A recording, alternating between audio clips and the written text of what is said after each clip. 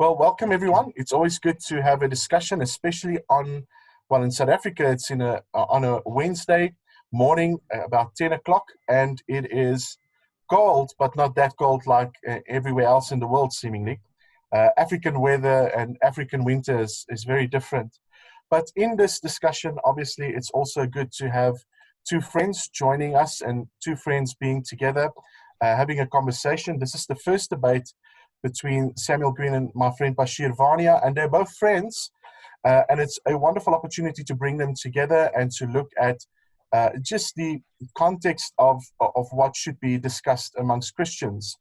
And again, they are two gentlemen. And with that being said, it's always wonderful to have two gentlemen coming together and discuss a central topic.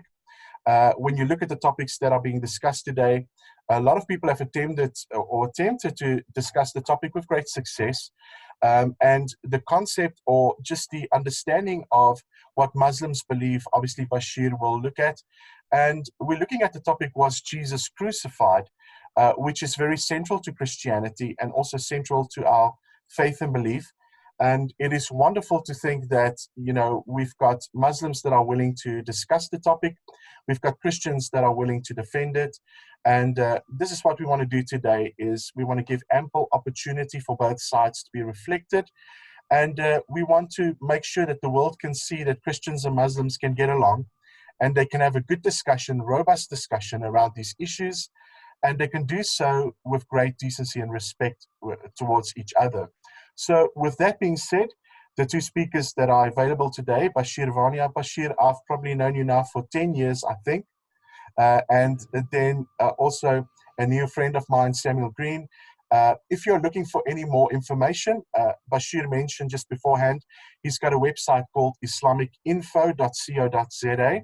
And there you can find articles, you can find YouTube debates, you can find books, you can find forthcoming events and some latest news that is available.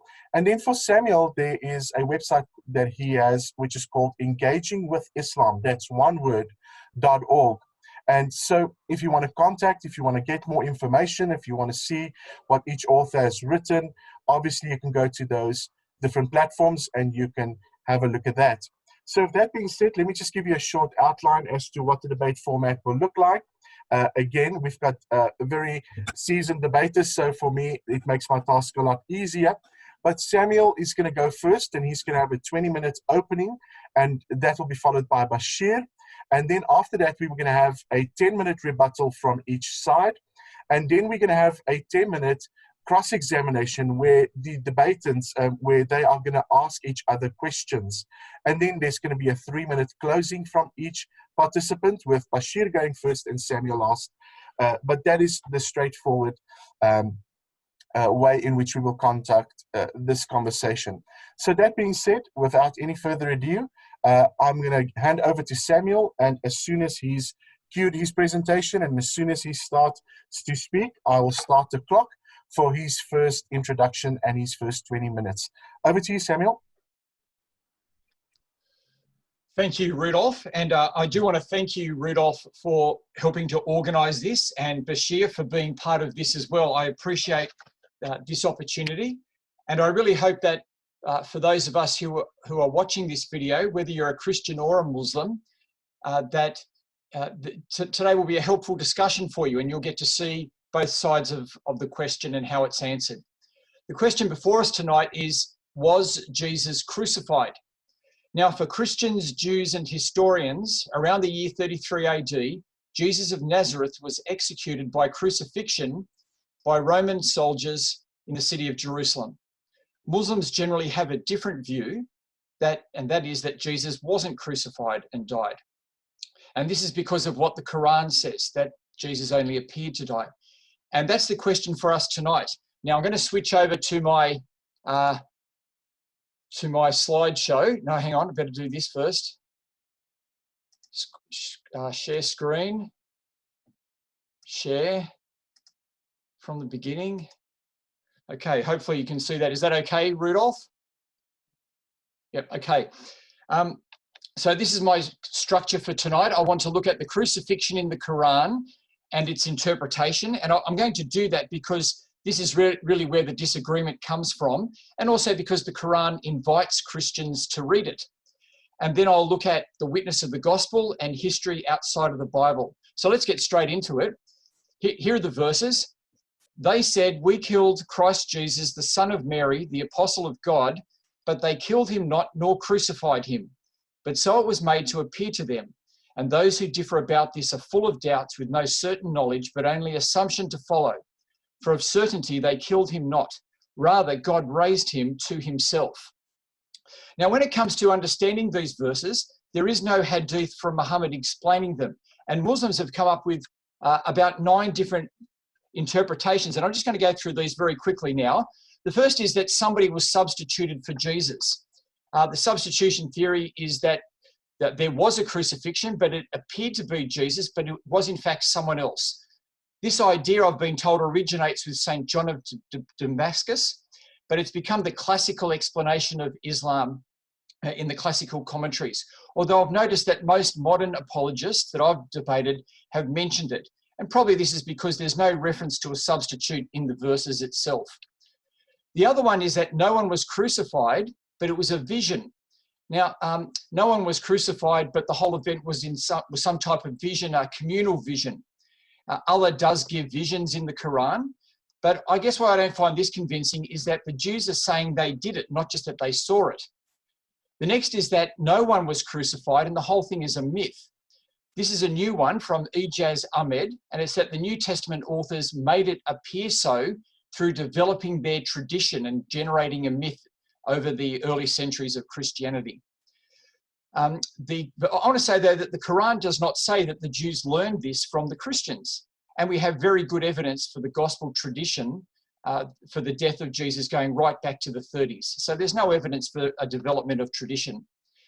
There's also the idea that Jesus was crucified. And there's actually 5 views of this, that Jesus was crucified, but it was the Romans who crucified Jesus, not the Jews.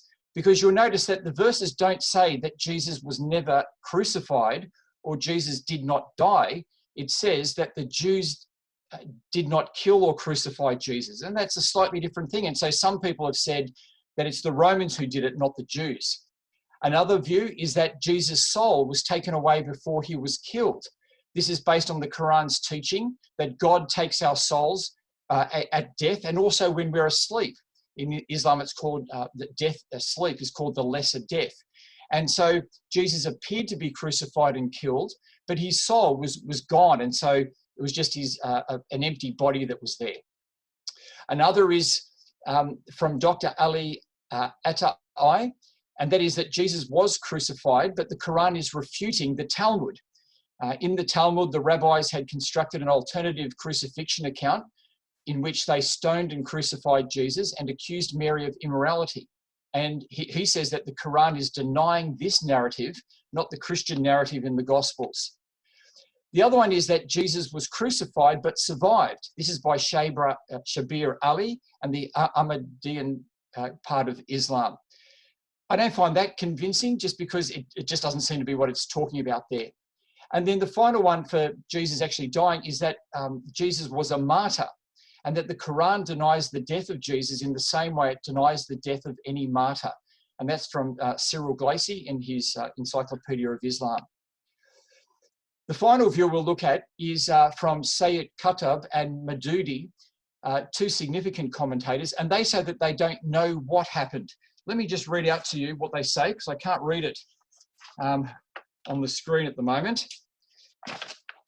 That they say, Maududi says, the Quran explicitly states that the Jews did not succeed in putting Jesus to death and that Allah raised him to himself, but it is silent about the nature and details of the matter and does neither say explicitly whether Allah raised him body and soul together from the earth to some place in heaven, nor that he died like other mortals and only his soul was raised to heaven.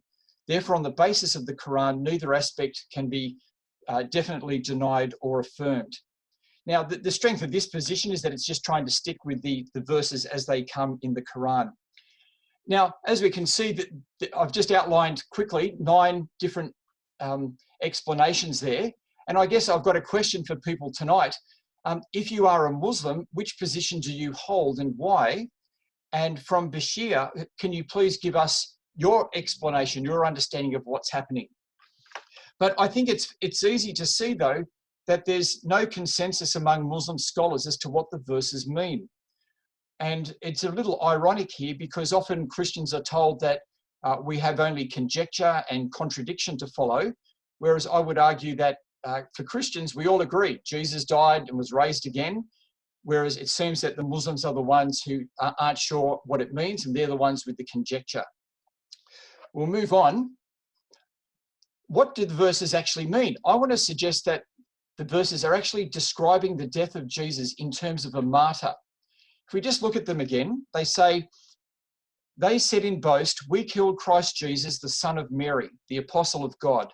But they killed him not, nor crucified him, but so it was made to appear to them. And those who differ about this are full of doubts, with no knowledge, but only assumption to follow. For of certainty they killed him not. Rather, God raised him to himself. Now, what is it that the verses say?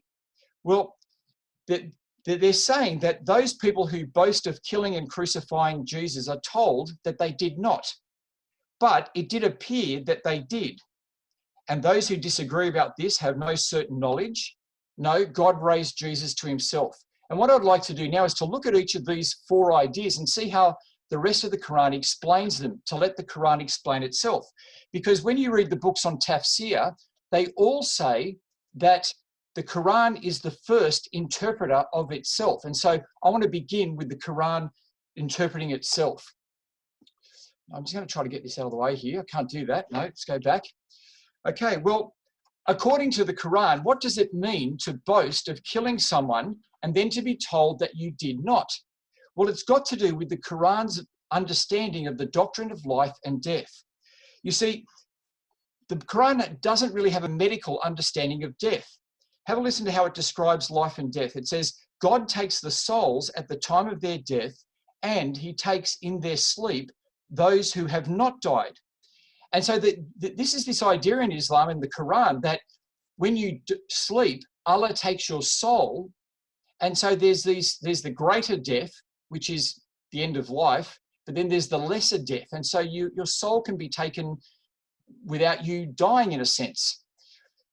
We see that this is also, we see that the Quran says that Allah is the only one who gives life. So it is we who give life and cause death, and to us is the journeying.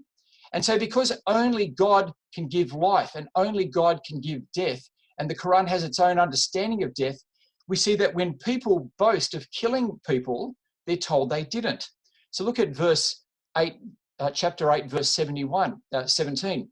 This is where Muhammad's soldiers were boasting about having killed Muhammad's enemies. And have a look at what Allah says to them. He says, you did not kill them, God killed them. Now, historically, those soldiers did absolutely kill Muhammad's enemies. There's no doubt about it. But God says to them, you did not kill them, God did. And so this is what we see in the Quran's description of Jesus, that only God can take life. Only God can take life. Now, according to the Quran, what does it mean that someone only appears to die when they did not? What does it mean in the Quran that someone only appears to die when they did not? Well, we find that this is how the Quran describes the martyrs. So have a look there. Do not say of those who were killed in the way of God dead. No, they are living, but you do not perceive that. You see how you don't see it. It doesn't appear that the martyrs are alive. It appears that they're dead, but they're actually living. And so you're not to say that they're dead. When you see a martyr, you're meant to say they're alive. Now, this is exactly what we see in the Quran's description of the crucifixion. I won't go look at that one just now. I won't have time. Now, what does it mean when the Quran says that those who disagree have no certain knowledge? Well, this has to do with what the Quran sees about itself, because the Quran sees itself as the true source of knowledge, because it tells you what is seen and what is unseen. And so you see there, Allah is the knower of the unseen and the witnessed, the grand and the exalted. And so this is what we have. This is what the Quran's telling us. The Quran is telling us the unseen things that were happening at the death of Jesus. It appeared to be one way, but Allah in the Quran is telling you the unseen. He's telling you what you did, what you couldn't know just by yourself. And finally, what does it mean when the Quran says that God raised Jesus to himself? Well, this is what happens to all martyrs. Chapter 3, verse 169. Do not reckon those who are killed in God's way as dead. No, they are alive with their Lord. You see, martyrs are taken to God. That is the unseen reality. They're not taken bodily, and these verses in the Quran never say that Jesus was taken bodily up. It just says he was taken. And martyrs, we know, go to be in paradise in the Quran, to be with God.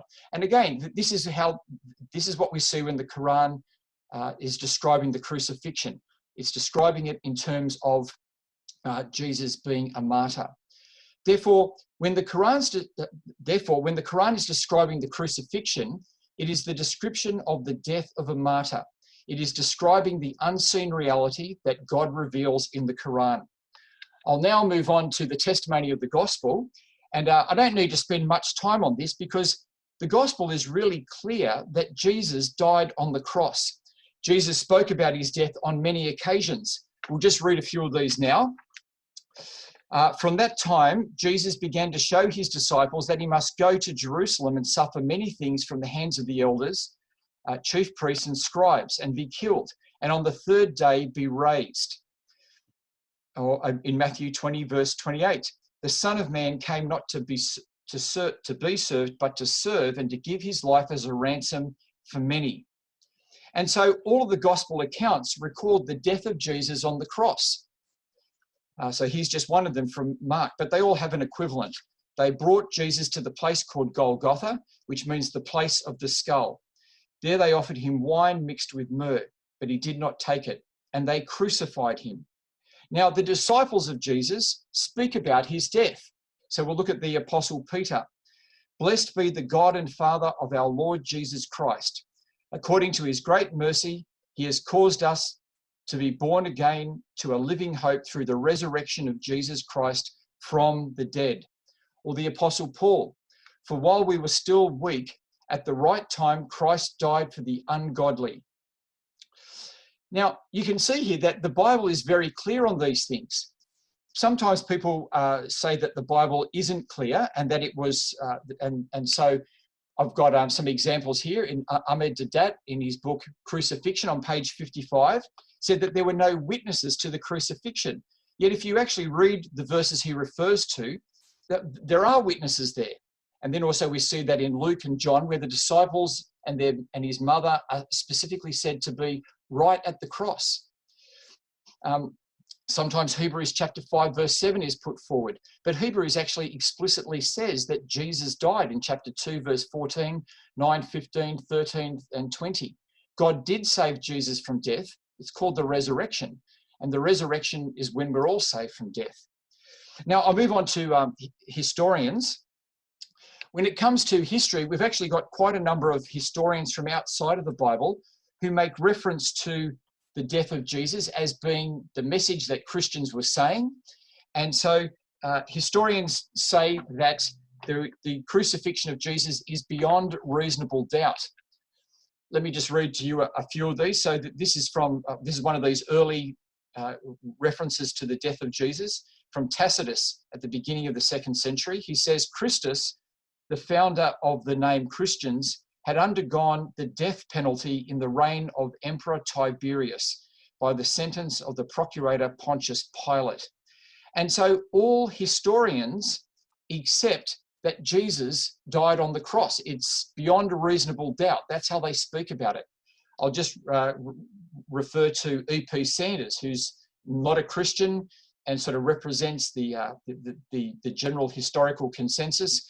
Jesus was executed on the orders of the Roman prefect Pontius Pilate. I've even found some Islamic historians, conservative ones, Professor Masoud al-Hassan, in his History of Islam. He writes that Jesus, was betrayed by the Jews and crucified, and that Allah lifted him to the heavens. And so the conclusion I want to make from this section is just that historians fully accept the crucifixion of Jesus. Now, let me just, I can stop that share now. And so historians fully accept the crucifixion and the death of Jesus as beyond reasonable doubt. And there are no historians saying that it's something that's doubtful. So I'm going to conclude now.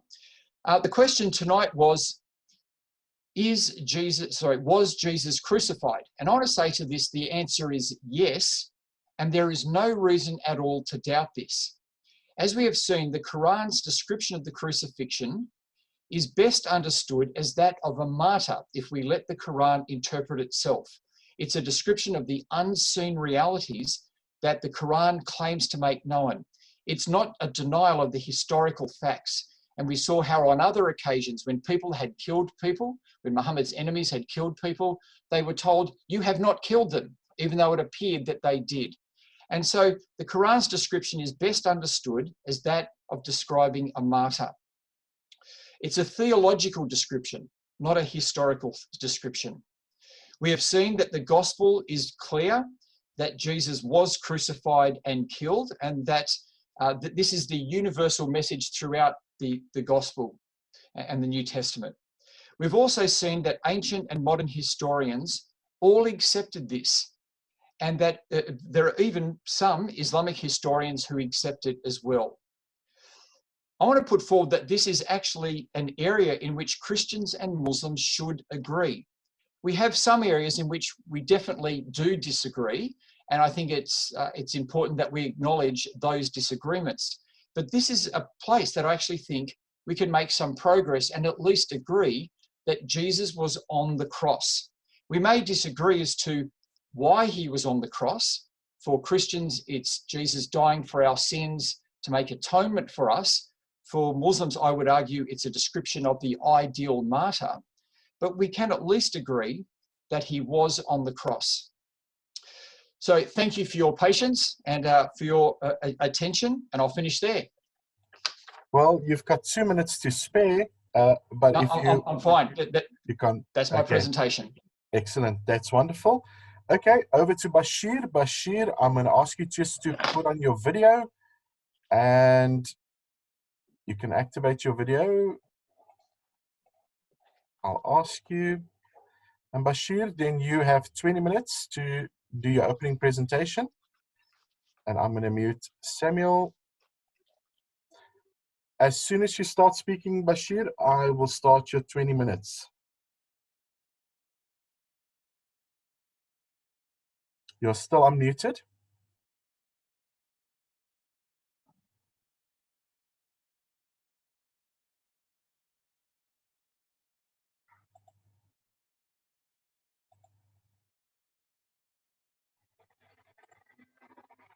You're still unmuted, Bashir. Lovely, if you can just ask her. Can you hear me now? That's perfect. Okay, great. All right, can I start? Okay. Bismillahir Rahmanir Rahim. I begin in the name of God, most gracious, most merciful. Mr. Chairman, fellow travelers. I believe that most of you will be aware that for Christians, as my brother Samuel pointed out, the crucifixion of Jesus is probably the most important event, both historically as well as theologically. However, many Christians are either astonished or offended that the Quran dismisses this event with just one verse, chapter 4, verse 157. I'll read it again very briefly. And the people mocked, and they said that we killed Christ Jesus, the apostle of God, but according to the Arabic, وَمَا قَتَلُوهُ وَمَا صَلَبُوهُ, they did not kill him, nor did they crucify him, وَلَكِنْ شُبِّهَ لَهُمْ, but so it was made to appear to them. And the Quran concludes this verse by saying that the people who talk about this event are perhaps indulging in lots of guesswork. So just to clarify the points, and I think the listener has to be very clear here, that as a Muslim, my mandate is only to prove that they did not kill Jesus in any manner, nor crucify him. Now, please note that the Quran does not say or talk about the substitution theory, okay? That somebody was placed on the cross instead of Jesus. Although that is not an impossibility, according to Christianity, Matthew chapter 17, verse 10, there is the transfiguration.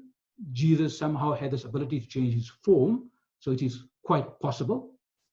The swooning theory is also another theory. Again, not impossible, that Jesus was on the cross and somehow he was brought down from the cross and he revived himself. He revived Lazarus. Why couldn't he revive himself?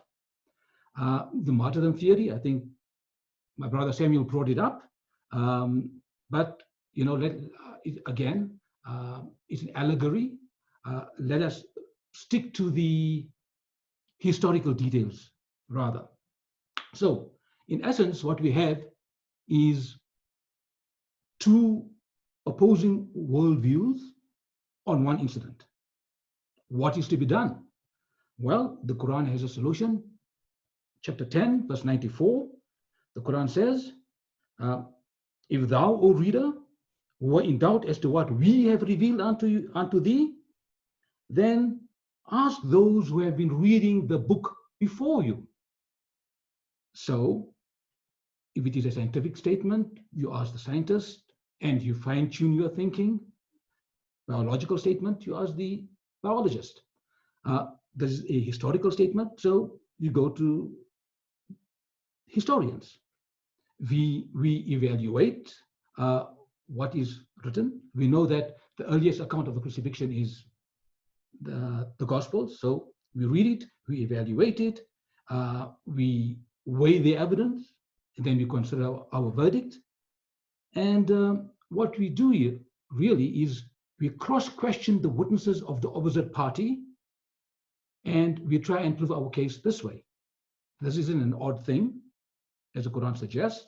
Every court of law in the world does this. So let us put the witnesses in the witness box, and we will begin with the witness Matthew.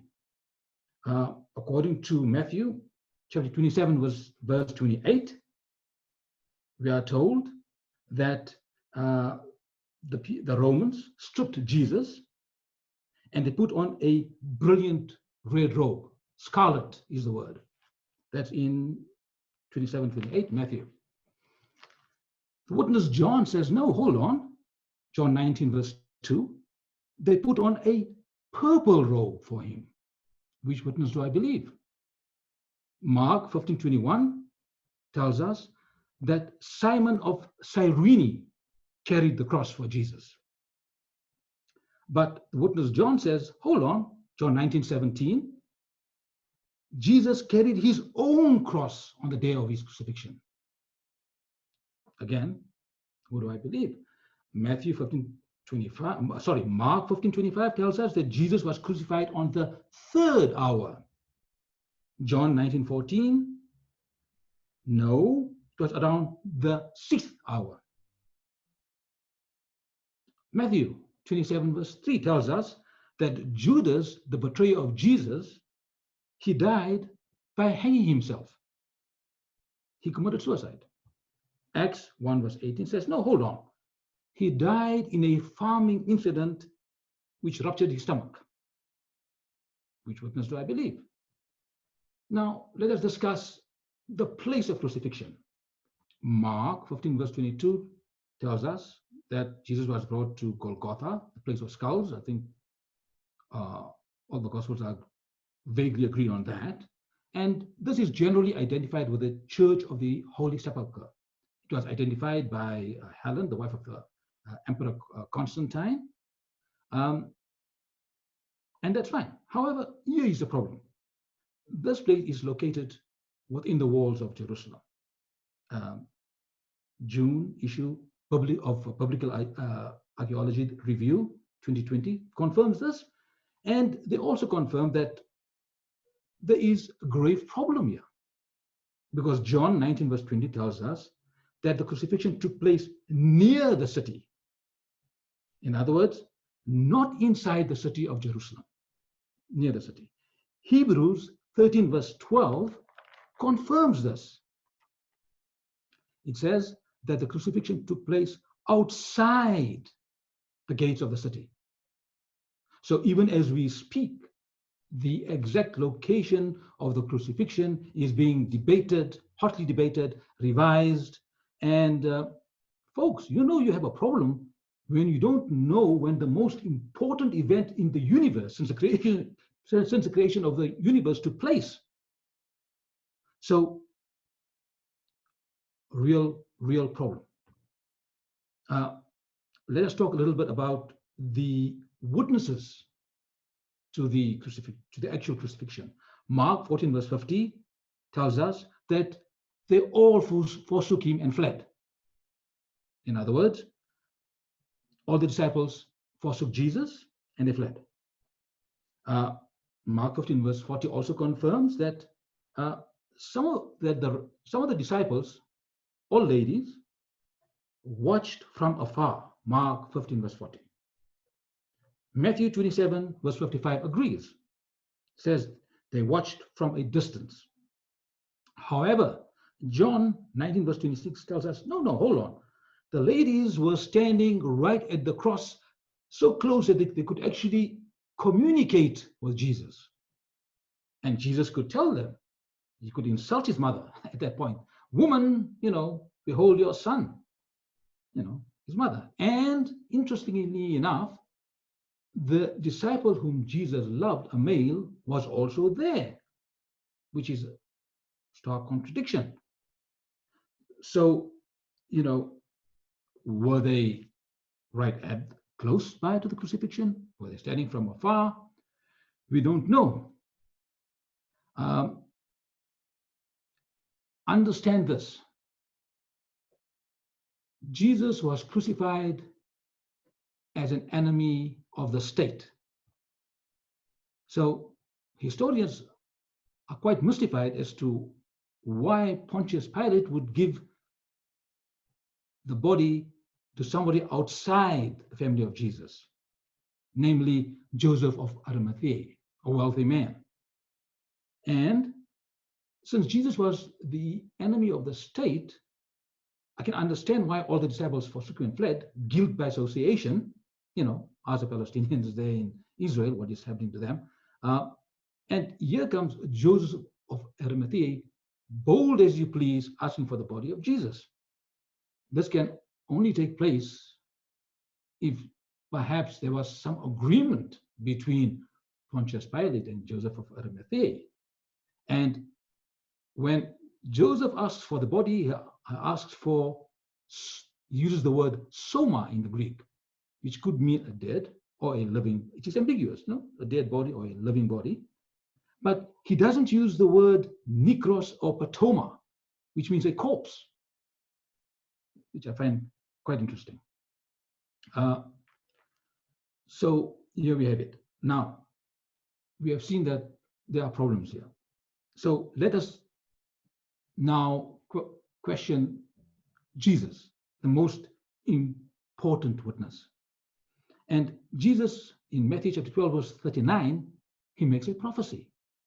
And he says, no sign will I give the people except the sign of Jonah. So I understand Christians have 1,001 prophecies in the Bible. Jesus says, forget about all those. Nonsense. I'm going to give you one prophecy. Only one. He puts all his eggs in one basket. And what is that? The sign of Jonah. And he says, for as Jonah was 3 days and 3 nights in the belly of the whale, so will I be 3 days and 3 nights in the belly of the earth. It's quite simple. How was Jonah in the belly of the whale? Was he dead or alive? We know he was alive. he was praying. So how was Jesus in the belly of the earth, dead or alive? In order for him to fulfill this prophecy, he had to be alive 3 days and 3 nights. Further, in 1 Corinthians chapter 15, verse 45, we are told that when we die as physical bodies, but when we are resurrected as spiritual bodies. I think everybody intuitively accepts this, And when we are resurrected as spiritual bodies, these spiritual bodies are called pneuma, spiritual bodies. Now, in Luke 24, verse 37, after the crucifixion, the disciples had heard what happened, and they're having a meeting, and they're all upset, and in walks Jesus. And of course, naturally, the disciples are startled and they are frightened. They assumed, as Luke says, they were seeing a pneuma, a spirit, of course. Jesus died. He's resurrected. But this is what Jesus has to say. He says, why are you frightened? It is I myself. Handle me and see, for a pneuma, a spirit, has no flesh and bones as I have. And in order to prove it, he took a piece of fish and he ate it. So what is so significant about this? Firstly, Jesus, when you die, you resurrect as a pneuma. Jesus says, I am not a pneuma, which means he didn't die. If he didn't die, it means he was not resurrected. If he was not resurrected, it means they did not kill him, nor did they crucify him, as the Quran stipulates. So Jesus, the chief witness in this whole affair, is making it quite clear that he was not killed nor crucified. Okay, so just to make up my brief summation, we see there are problems with all the witnesses, purple robe, scarlet robe, 3rd hour, 6th hour, so forth. We see that our main witness, Jesus, peace be upon him, he gives us a prophecy of Jonah. And then in order to strengthen that prophecy, he tells his disciples that, look, I am not a pneuma. I'm flesh and blood and bone, just like you are. And he eats for them and so forth. And in conclusion, look, we are told that when Jesus, peace be upon him, when he was on the cross, he cries out. He says, Allah, Allah, lama sabaqtani, my God, why hast thou forsaken me? He cries out to Allah, why have you forsaken me? And that's Matthew 27, verse 46. Now, where did that call come from? Psalms 22, verse 5. Now, this was the last words of Jesus.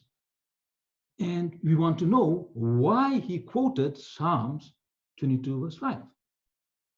So I checked. I went, and it's quite interesting. Psalms 22, verse 5 reminds us that, that is 22, verse 5, from verse 1 to verse 5, that people, when they cried out to God like this, they were saved because they trusted and were not disappointed. Now, the word saved here is malat. Actually means they escaped from death in the Hebrew. They escaped from death. They were not really saved. They were at the point of death, but they escaped from death. Malat. And they were not, although the word here is disappointed, the word in the Hebrew is bush, which means they were not put to shame. Now, what is so shameful about the crucifixion? Ask Deuteronomy chapter 21, verse 23. It says, cursed is he who hangs on a tree. Cursed is he who is crucified. So Jesus, by crucifying him, the Jews by crucifying Jesus, they were not only crucifying, they were putting him to shame because he is cursed by God. They were making a statement. So Jesus, by crying out, he sent us a message that I am going to be saved. by God, and I will not be put to shame.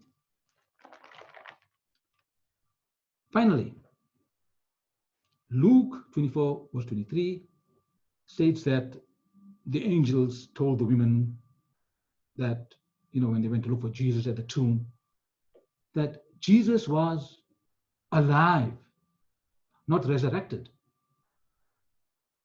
The word there is Zoe, alive. Why do you seek the living amongst the dead? And that Jesus was alive. Even Mark, uses a different word, igero. The angel uses the word igero, which means, again, an ambiguous word, risen. He has risen. We are told that the parents of Jesus arose, igero, and they fled with him to Egypt, an ambiguous word. So again, interesting that the choice of words was not resurrection. He didn't die.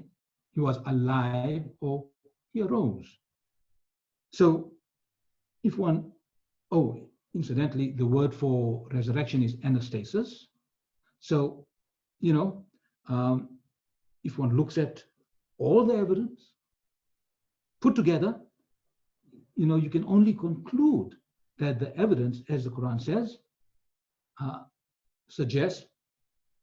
proves, in fact, that they did not kill him, they did not crucify him, it only appeared that way, and that those who speak about it, they really don't have the evidence. It is guesswork and preconceived ideas. So as I said, the evidence concludes that the Quran is absolutely spot on. And I think with that, I will close my argument. Thank you so much. Thank you, Bashir. Well, it seems like both of you today are well within your time. So I'm going to set the clock to 10 minutes for Samuel's rebuttal. He'll go first. And Samuel, when you are ready, you are welcome to unmute yourself and to start. And I will start your time as soon as you start to speak.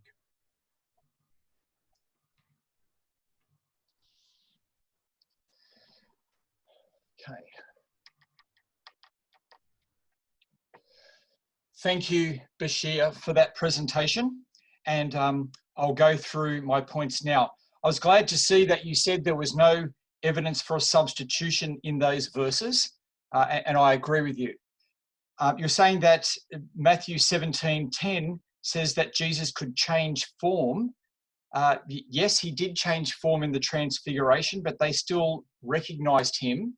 And I guess I'd say that on the cross, he wasn't on the transfiguration. He was as a man, as a simple man. And so they knew who he was. You then moved on and said from the Quran, chapter 10, verse 94, that if Muslims or if Muhammad or Muslims are in doubt, they should ask the people of the book. And that's a good thing, that the Quran actually tells Muslims to go and speak to the people of the book about what their book says. So I'm going to go through the points you were saying there. So you gave a whole lot of examples of where the Bible, I guess you'd want to say, is contradictory and is not a faithful witness, and therefore we shouldn't accept its witness to Jesus' death on the cross. However, when I look at these, they're really not contradictions at all. And I guess the first big one I want to point out is what you didn't say, and that is you couldn't give any example of where a gospel said Jesus didn't die, Jesus wasn't crucified, and one where it said he was. They all say that, so they're completely unanimous. And so you had to give these other sort of secondary examples, but the big example you need to give is where the Bible says, on the one hand, Jesus didn't die, on the other hand, he did. And so you haven't given that there, so I'll look at these minor ones though. Now, you said, first of all, the colour of Jesus' robe is different. Well, I want to say, no, it's not. You said one's purple, one's scarlet. Well, we're going across languages here. And for instance, even in English, there's the colour purple, there's the colour magenta, and there's the colour violet. Now, they're all just they're all sort of the same color, aren't they? They're all in that purple range, but we give them different names. And that's just what we've got there. You said, who carried the cross? Was it Jesus or was it Simon from Cyrene? Well, I'd say it's both. That Jesus begins carrying the cross out, but as he's been whipped, he's unable to finish. And so it says they forced Simon to take over and carry the cross after Jesus. So there's no problem there. You pointed out the different hours in which it says that Jesus is crucified. Mark actually gives us 3-hour time marks throughout the whole trial and execution period: 3 o'clock, 6 o'clock, and 9 o'clock.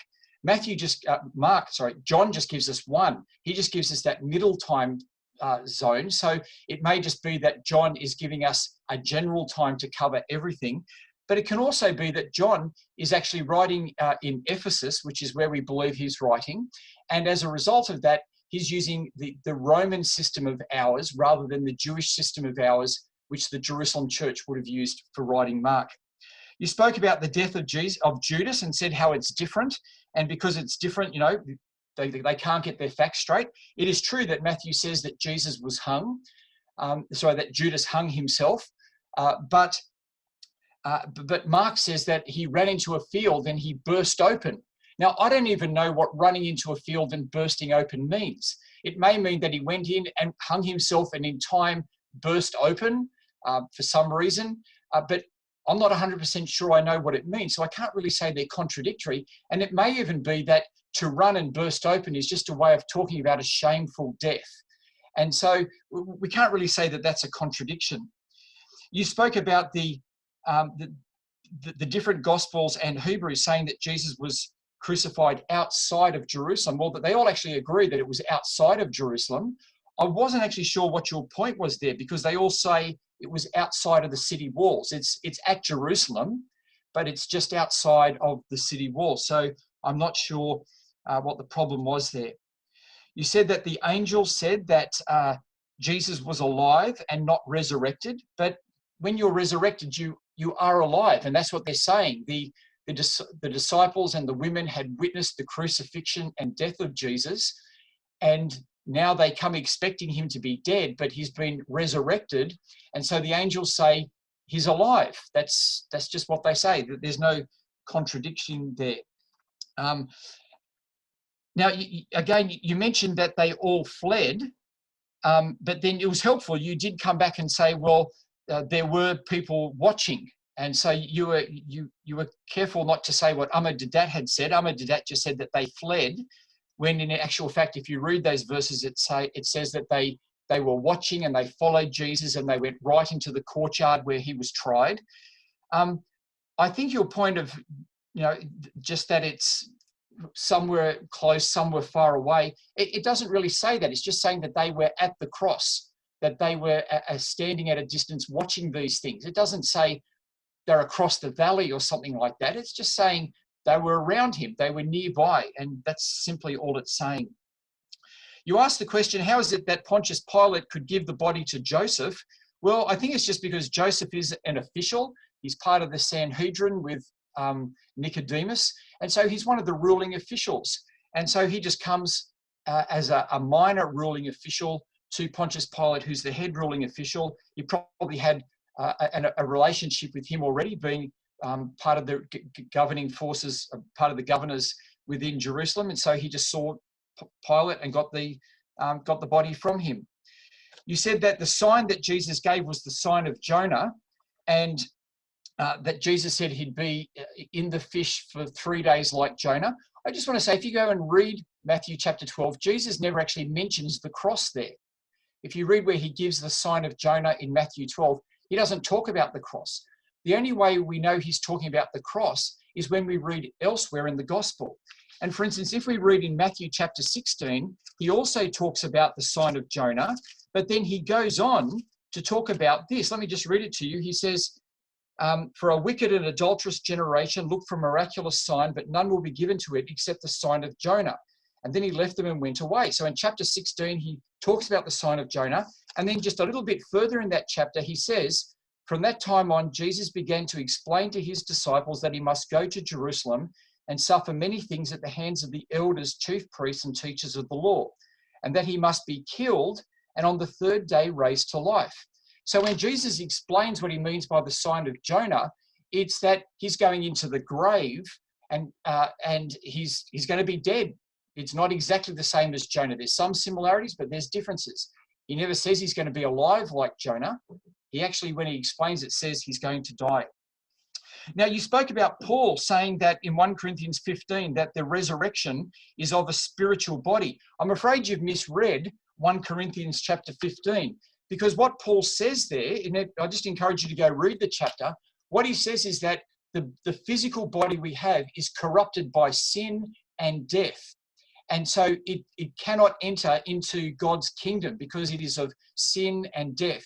And so God needs to give us a new body, which is the work of the Spirit, and it's a spiritual body. It's a physical body. It's absolutely physical.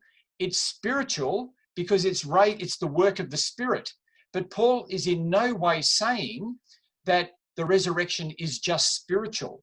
Just go and read it. He's saying there's the physical body, which is corrupted by sin. There'll be the spiritual body, which will be righteous and have everlasting life. It will be the work of the Spirit, but it's still physical. And so that's just what the chapter teaches.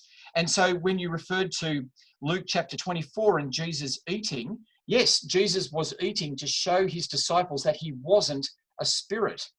They were expecting a spirit. If they saw Jesus, they most likely would have thought he was a ghost because they'd just seen him executed and die.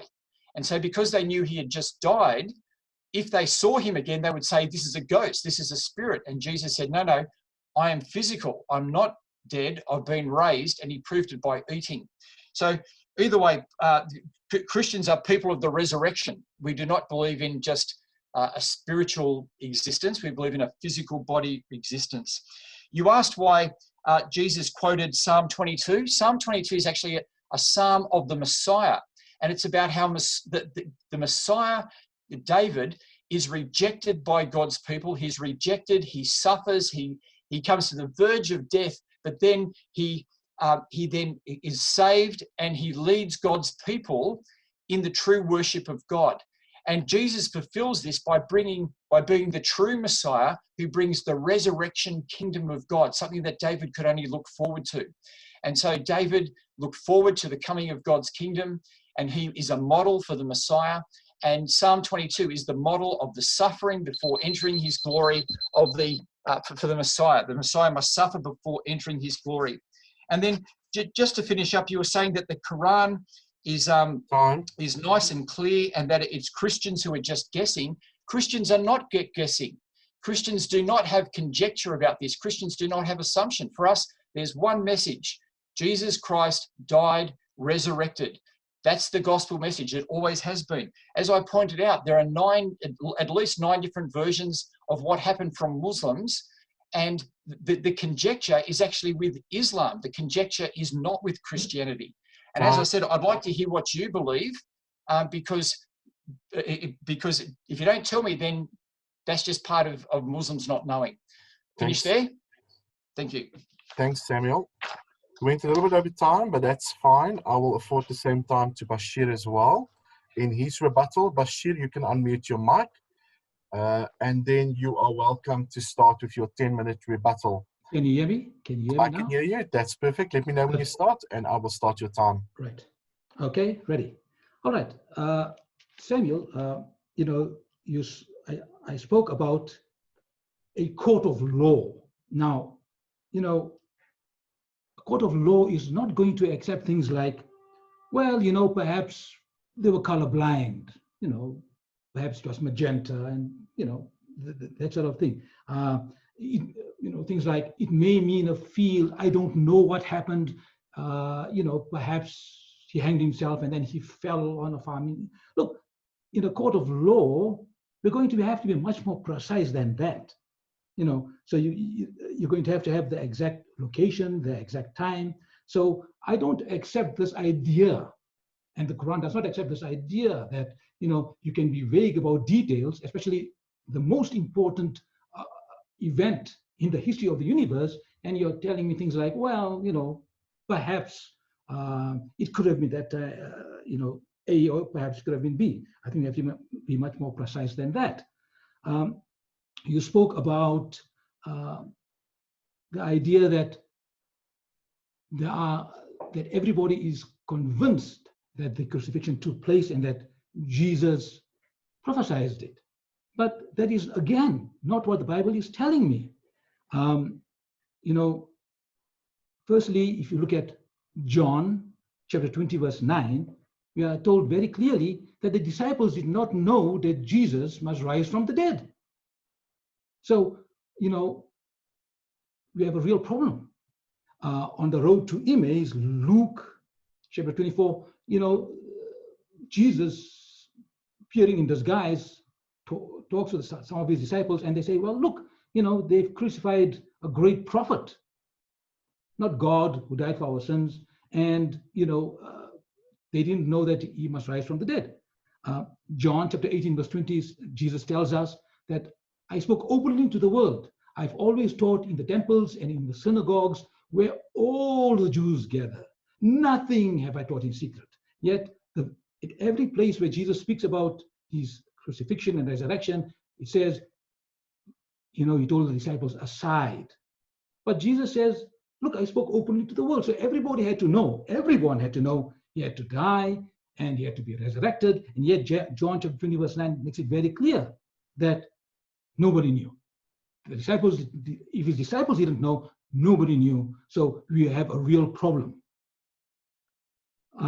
You said, look, historically speaking, it is beyond reasonable doubt. You quoted Tacitus. No, it isn't beyond reasonable doubt. Philo was a contemporary of Jesus. And, Philo doesn't even mention Jesus at all. You don't think that's shocking? All the other historians, yes, they may mention Jesus in passing, but, Tacitus, for example, tells us in his book of histories, book 5, chapter 8 to 10, he says, he describes, the reign of Tiberius, and he concludes with the words, and all was quiet during the reign of Tiberius. And we know Jesus, he moved around during the reign of Tiberius. Luke, who's also a historian, Luke chapter 3, verse 1 tells us that, during the 15th year of the reign of Tiberius. So if Tacitus tells us that all was quiet, can we really believe that, earthquakes took place, people were raised from the dead, walked into the town, there was a solar eclipse. For the first time in history, solar eclipse cannot happen during a full moon, but it happened, and all was quiet during the reign of Tiberius. That must be the understatement of the year. So, no, Tacitus, people like Tacitus simply, they heard from Christians that, Jesus was crucified, and they said it. Again, nothing remarkable. The famous case of Marie Antoinette, and this was in my history book. The peasants were crying, we want bread. And she said, give them cake. And we know now from very specialized historians that she never said such a thing. There is no historical proof, but, it is in the history books. So, when Tacitus and others simply report that, well, look, there was a person like Jesus and he died, they're simply assuming facts not yet in evidence. And, Christians say that, who cares? But surely, if they truly felt that Jesus was crucified, then it was more important to mention that, zombies walking through the streets. People get offended when I say that. It simply means the living dead walking through the streets, earthquakes, solar eclipses, never before in the history of science. But they don't. They simply mention the crucifixion. What does that tell you? Samuel spoke about taking the souls at night. The Quran speaks about that, yes. But the Quran is talking about two different concepts. The one is that that God takes your soul when you die.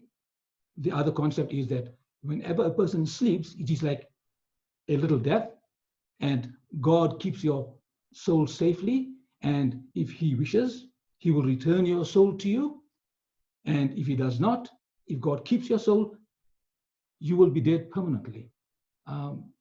Simple as that. Samuel spoke about martyrdom. Yes, the Quran speaks about martyrdom, but again, let us not conflate two different concepts. For example, if I were to say, the king is dead, long live the king. What am I saying? People intuitively understand what I'm saying. Firstly, the king is dead. That is a historical fact. Long live the king. That is more in terms of the legacy of the king. So when the Quran speaks about martyrdom, the Quran is not confused. The Quran is very clear that, look, those who fought and died in the cause of God, yes, they are physically dead, but spiritually they are alive. Unlike other people who would die physically as well as spiritually till the day of judgment. So there is no confusion there. Let's see. Oh, yes. Samuel spoke about the resurrection. I would like to reserve that for our interaction, because I think we need to look at that passage very carefully. 1 Corinthians chapter 15. I don't think that he has made any other important points with consideration. Again, oh yes, as regards the words alive, I think it is significant, because if he was resurrected, it is astonishing that the word resurrection is mentioned really only once by Jesus. When he speaks to Martha, I think the sister of Lazarus, he says, I am the resurrection and the life. Whoever believes in me will live forever. So obviously he meant it in a spiritual sense. He didn't mean it in a physical sense, because, Martha believed in him and she's not alive, is she? So he meant it in a spiritual sense, that you listen to my words, I've received revelation from God, and you will then receive eternal life. So the word resurrection or anastasis is mentioned only once by Jesus, and that in a spiritual sense. Even the word crucifixion is mentioned in a spiritual sense by Paul. Galatians chapter 2, verse 20. I was crucified through Christ, not physically, spiritually. Even returning from the dead can be a spiritual event. Hebrews chapter 11, we are told that Abraham sacrificed Isaac. We say Ishmael, but let us stick with Isaac. And we are told that because Abraham received Isaac back from the dead, so to speak, although he didn't really sacrifice him, but because he received him back figuratively, one can say that Isaac came back from the dead. So the whole event by Jesus can simply be a spiritual experience. Samuel wanted to know, what do I believe? I believe what the Quran says. They did not kill him. They did not crucify him. My mandate ends there and exactly there. Thank you so much. Thank you, Bashir. That was good time management again on your side. Let me just start and say that for the cross-examination, we're going to give each speaker 10 minutes to ask questions to the other speaker. Bashir will go first, posing questions to Samuel, and then for 10 minutes, Samuel will pose questions to Bashir. Just a little note, I mentioned to the speakers that, when they answer, to look to answer the question under 2 minutes. Otherwise, you can take all 10 minutes and just answer one question. So just keep that in mind when you are asked a question. And then the one that is questioning will obviously espouse and ask more questions on the topic that he has discussed, or he can do and use his time as he's seeing fit. But Bashir, I'm going to give you 10 minutes. And as soon as you start asking your questions to Samuel, your 10 minutes will start for your cross-examination. You can unmute yourself, Samuel.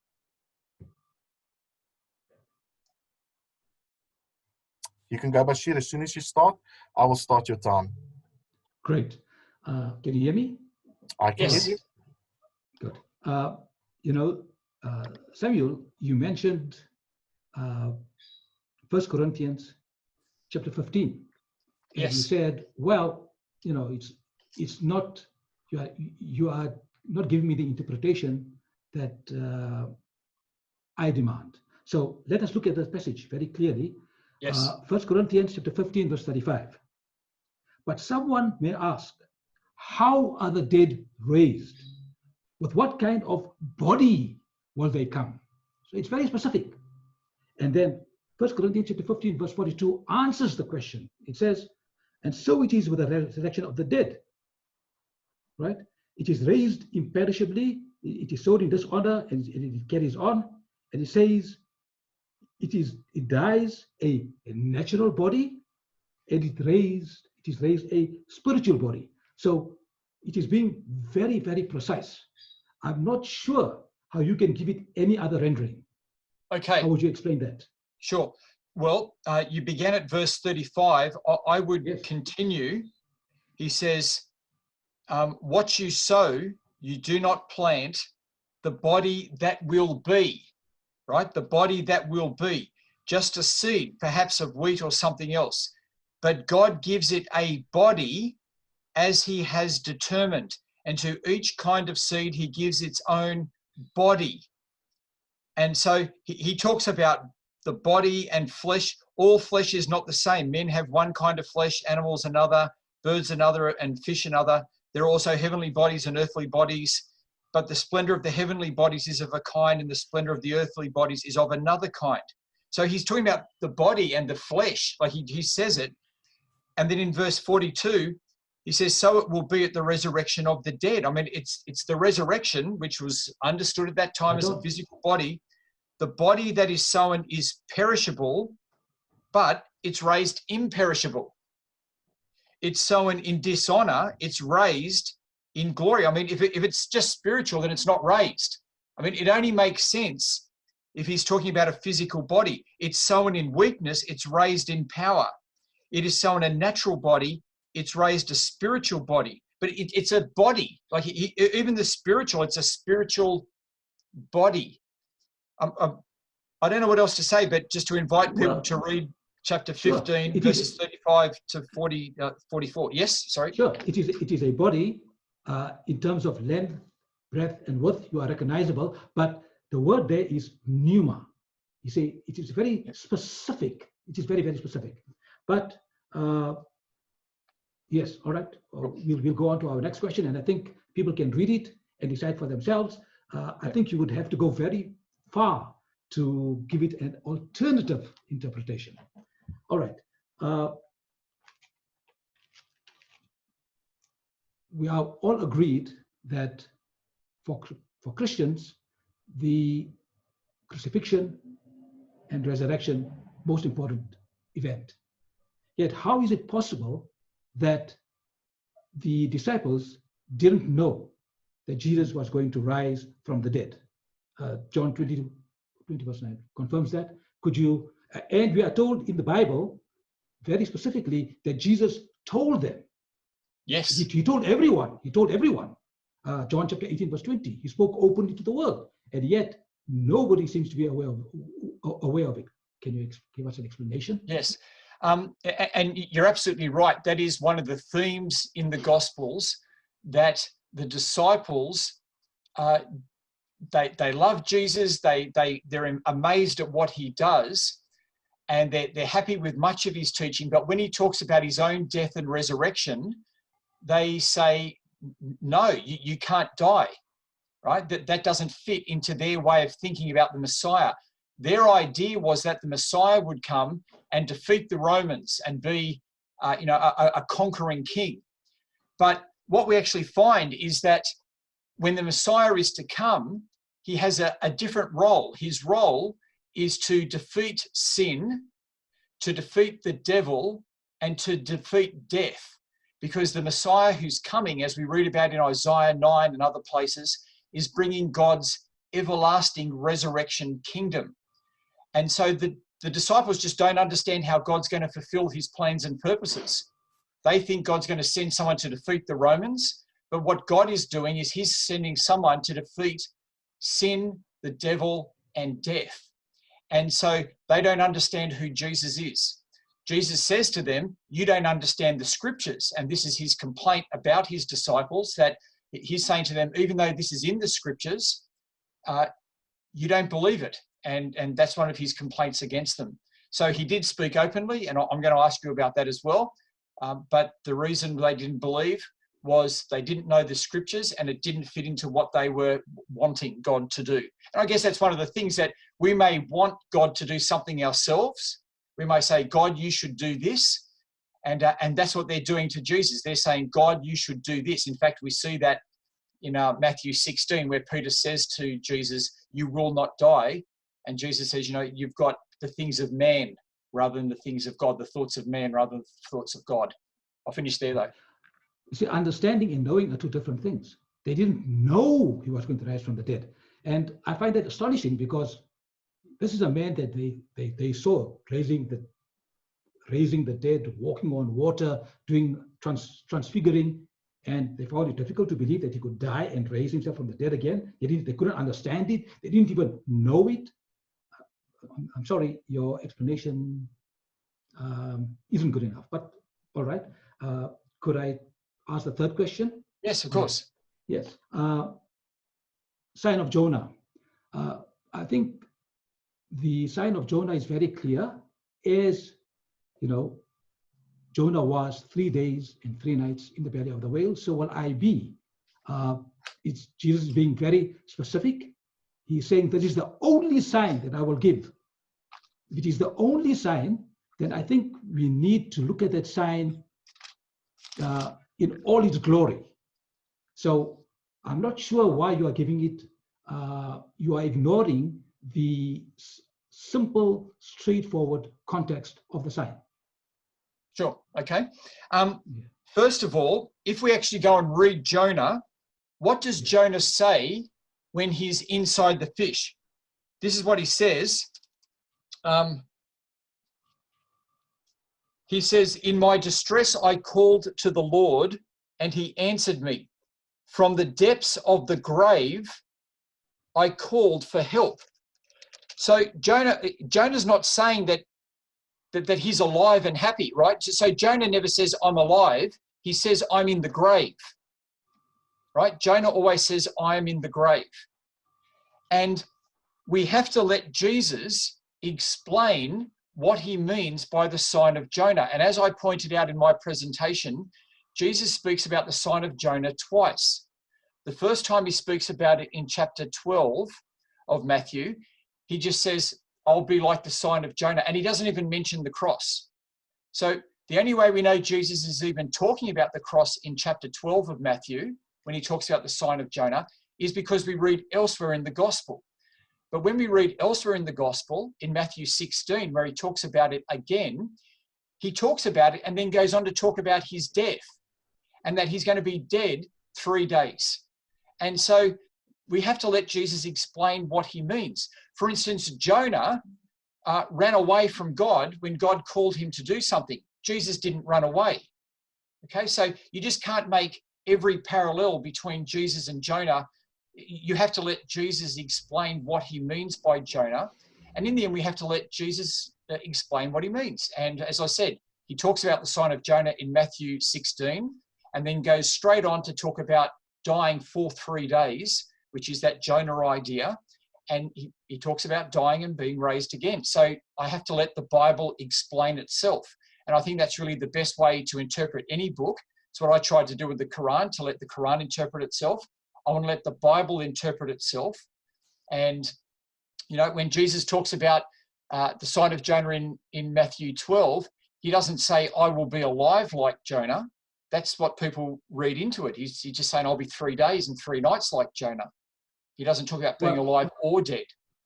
Again, I'm letting the Bible speak for itself. I'm not talking about every parallel. I'm simply paraphrasing. Jesus said, he was very specific. As Jonah was in the belly of the whale, so will I be. Now, Psalms 116 talks about Sheol, where Jonah was. It simply means a place of great distress. Doesn't mean you're dead. It can mean a place of great distress. So Jesus was in distress. Jonah was in distress. Jesus prayed. Jonah prayed for 3 days, 3 nights. It's very, very specific. Okay, I think.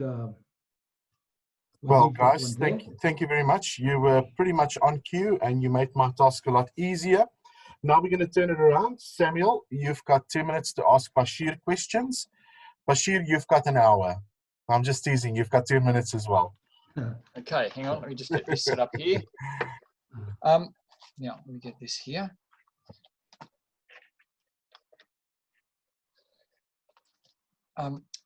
Now, throughout the Gospels, we find Jesus saying things like this, and this is from Matthew 16:21.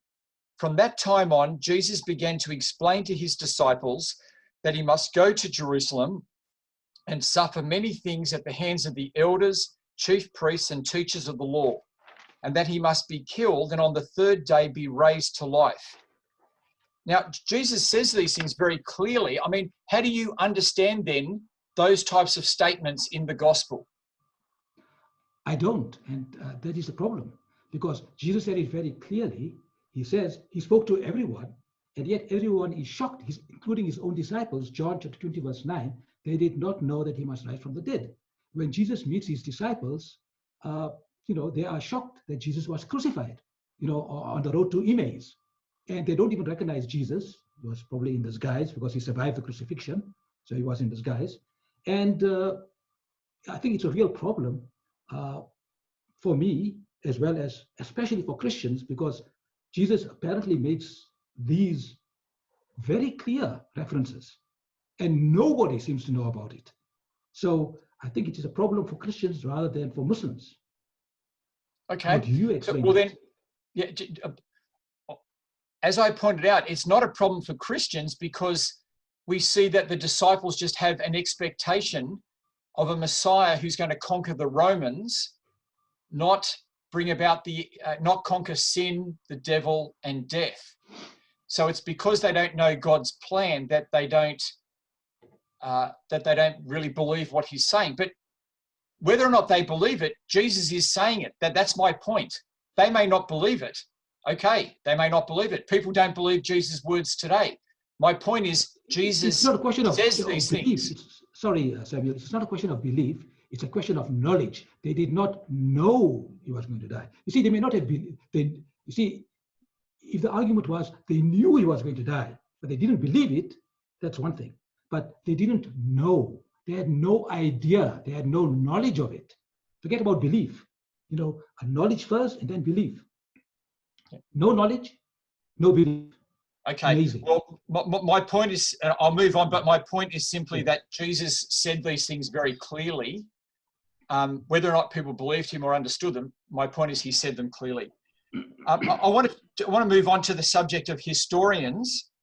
Yes. Now, you were saying, Tacitus says there was peace in the empire and all that, but that's not what modern historians solely base themselves on. That they look at a whole range of testimony, and it is beyond reasonable doubt that Jesus died. So you're not going to get people like Bart Ehrman or any of the historians that I mentioned. E.P. Sanders or McCrossan. I've forgotten his first name. You're not going to get any of these historians.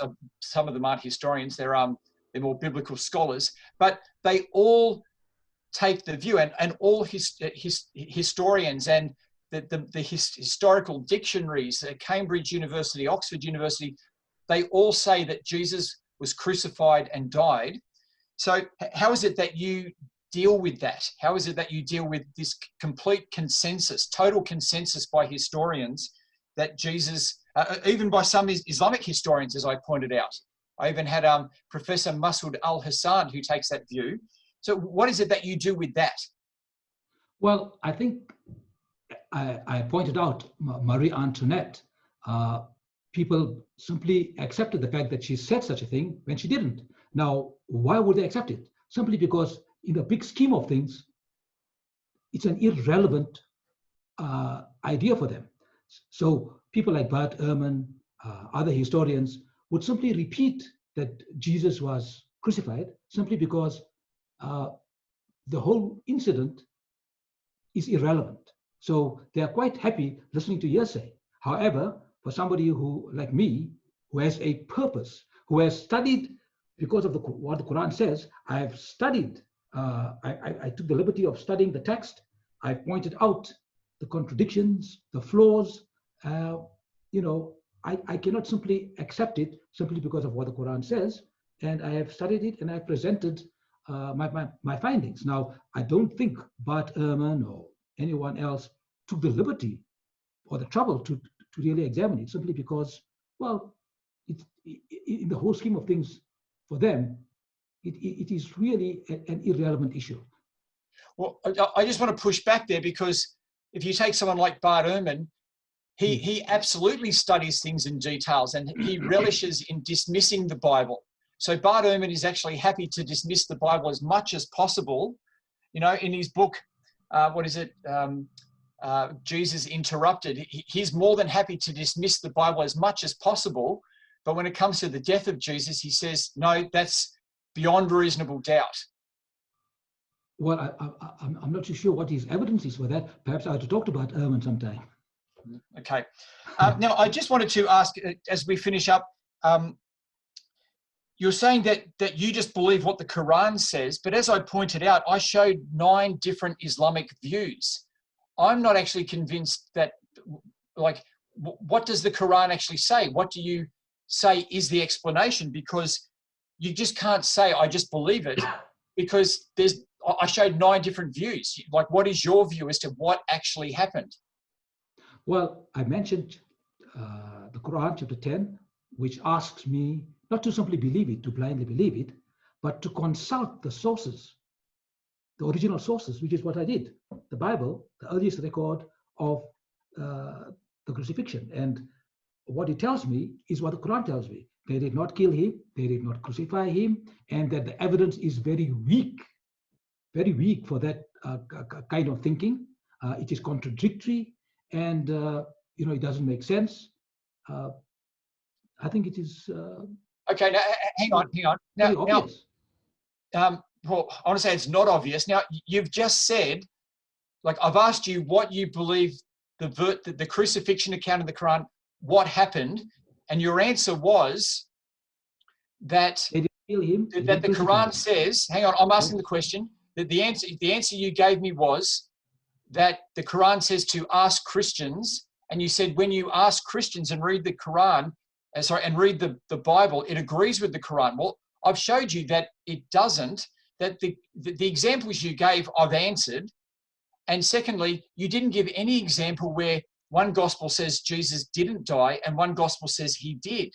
So it's complete unanimous. It's complete and utter consensus. And I don't know, you just haven't answered it yet. What do you believe happened? What happened according to the Quran? What happened? There is a difference between belief and knowledge and evidence. People may believe what they like.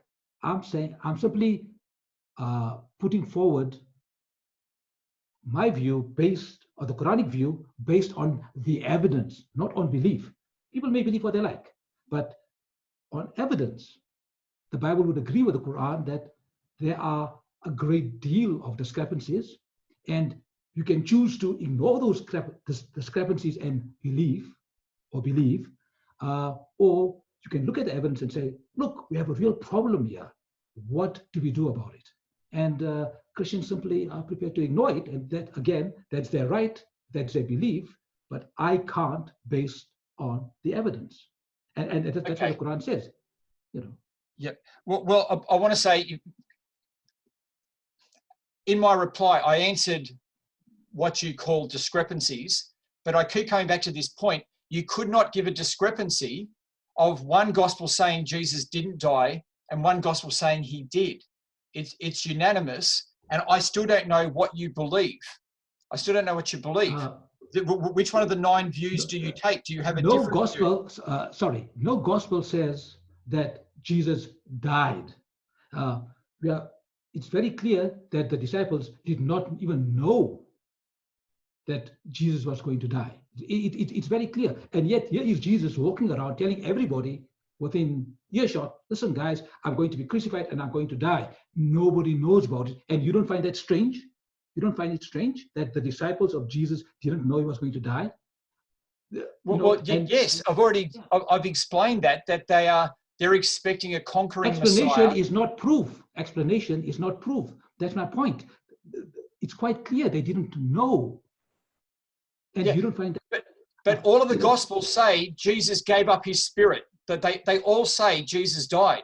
What does that mean? Jesus gave up his spirit. What does that mean? Well, it means to expire. It means to expire, to die. That's what, like when you give up your spirit, it means you die. They all say that. They assume that. Yes. All right. Okay, thanks, guys. That's it. Okay. Thank you for a lively discussion, and thank you for a lively question and answering session. What I'm going to do now is I'm going to give each speaker 3 minutes just to give their closing statements. And we're going to start with Bashir, and then Samuel, you've got 3 minutes. Samuel, I'm going to mute you. And Bashir, as soon as you start, I will start your time. When you start to talk, I'll start your time. Great. All right. Look, first, thanks, Rudolph, and thank you to Samuel. Wonderful discussion. We should have perhaps more discussions like this. I hope the listeners, the audience enjoyed it. I hope we made them think. I would just ask them to mull over the evidence again, look at the contradictions. They should ask themselves, would a court of law accept all those contradictions? A believer may, but a court of law, a judge, who is perhaps not a believer, would he or she accept the evidence? I think not. Samuel said things like, well, the Gospels tell us that Jesus was crucified outside Jerusalem, yet Christians today, they go to the Holy Church of Sepulchre, where, it was the place of crucifixion, and, he doesn't see a contradiction there.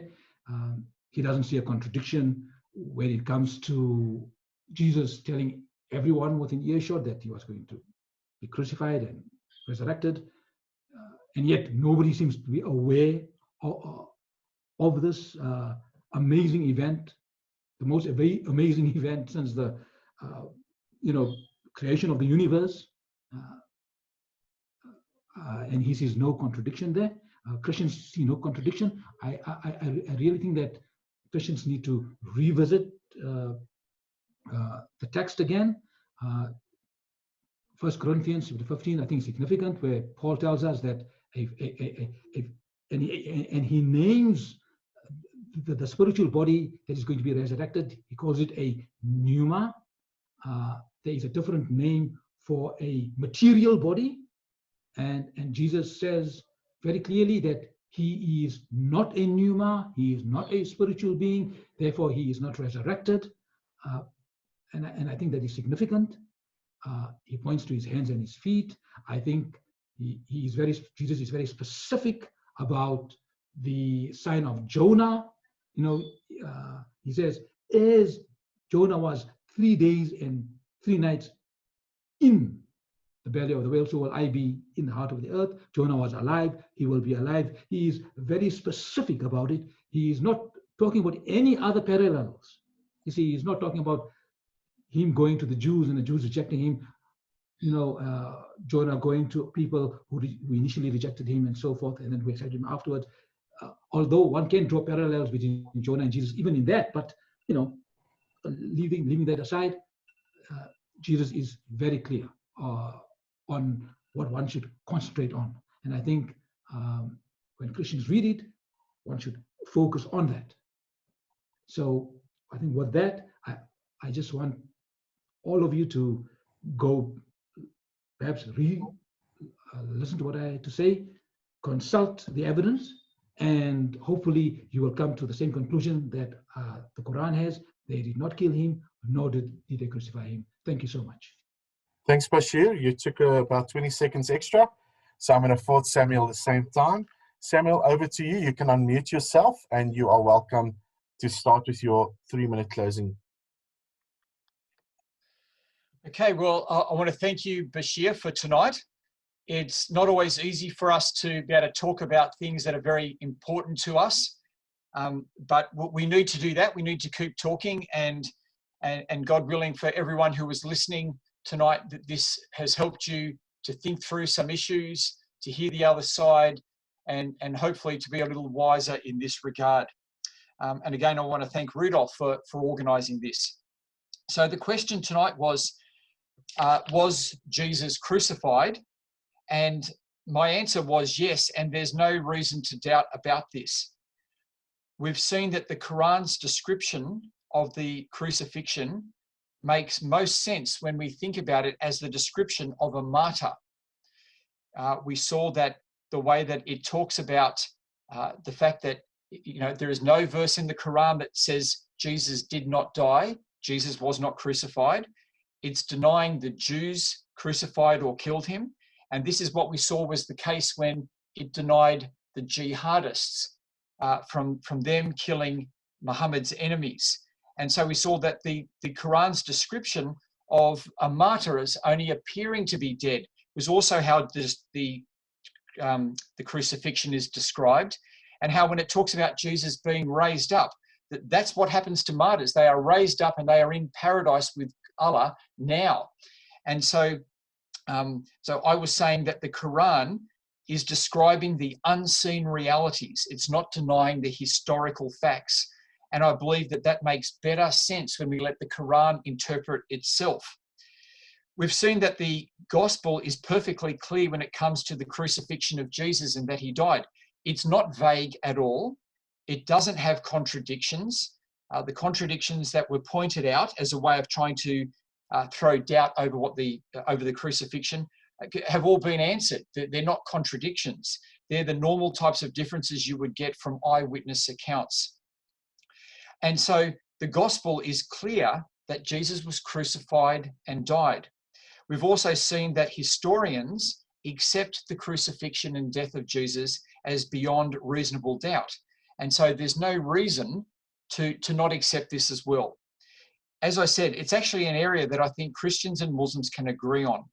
We may disagree about some things, but I believe this is an area that we can agree ourselves. Finally, I'd just like to say, if you've never read a gospel for yourself, why don't you get a copy of the Bible, or Matthew is a small section of the Bible, one of the gospel accounts, and just read it and make up your own mind. Find out, who is this man Jesus? What was he about? Did he die on the cross? Because the gospel makes this very clear, and you can consider the evidence yourself. Because if Jesus did die on the cross for our sins and God has saved us, that is something we need to know about. Thank you very much. Well, thank you, Samuel. Thank you, Bashir. It was a good discussion. And again, for the listeners that are out there, if you need any more info from each respective speaker, you can go for Bashir to islamicinfo.co.za, islamicinfo, that is one word, .co.za. And if you want to engage with some of the things that Samuel has written, some of the resources that he has on his site, you can go to engagingwithislam.org. That is one word, engagingwithislam.org. And you can access a lot of other material that they've written and a lot of other topics that they've debated as well. Thank you so much, gentlemen. Thank you so much, Bashir. It was really good, and maybe we'll do it again. I think now that we've brought the Aussie in, I think now the game is on. We don't have anybody in New Zealand, so unfortunately we can't make it a tri-nation. It will be good to do. I see Bashir is sitting with his Australian jersey on. Well, there is no, unfortunately, there's no kangaroo on, so I wasn't too sure if he's flying the Aussie colours today. But it was good to have all of you here, and it was good to have this discussion. Thank you, guys, and I'll speak with you again.